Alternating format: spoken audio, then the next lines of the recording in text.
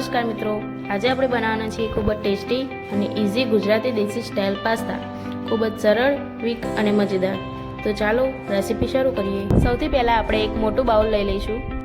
ત્યારબાદ આપણે તેની અંદર 1.5 ગ્લાસ જેટલું પાણી એડ કરીશું।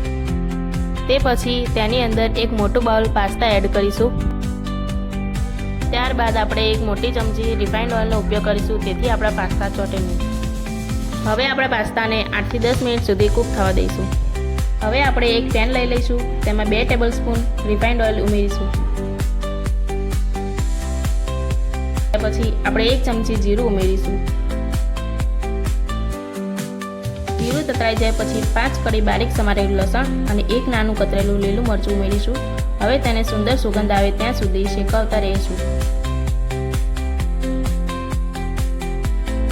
હવે તેમાં એક નાની બારીક કતરેલી ડુંગળી અને એક નાનું ટામેટું ઉમેરીશું। બધું સારી રીતે મિક્સ કરીને મસાલો સોફ્ટ થાય ત્યાં સુધી કૂક થવા દઈશું।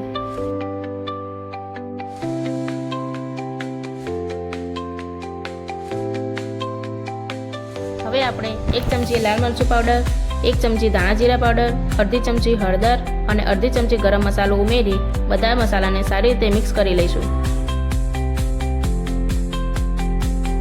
થોડો પાસ્તા મસાલો એડ કરીને મસાલો સુંદર રીતે કૂક થઈ જાય પછી બોઇલ કરેલા પાસ્તા એડ કરી દઈશું।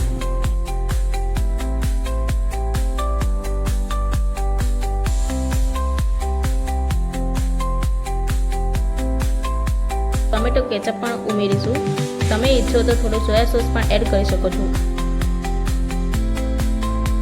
હવે આપણે 1 મિનિટ સુધી ધીમા તાપે કૂક થવા દઈશું।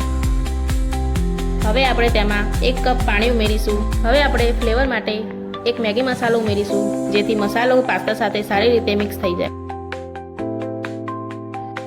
હવે આપણે 1 મિનિટ સુધી ધીમા તાપે કૂક થવા દઈશું। તો અહીં આપણા ગુજરાતી દેશી સ્ટાઇલ પાસ્તા બનીને તૈયાર છે। તો આ ઇઝી પાસ્તા રેસીપીને ઘરે જરૂરથી એકવાર ટ્રાય કરજો। જો તમને અમારી આ રેસીપી ગમી હોય તો અમારી ચેનલને લાઇક, શેર અને સબસ્ક્રાઇબ કરવાનું ના ભૂલતા।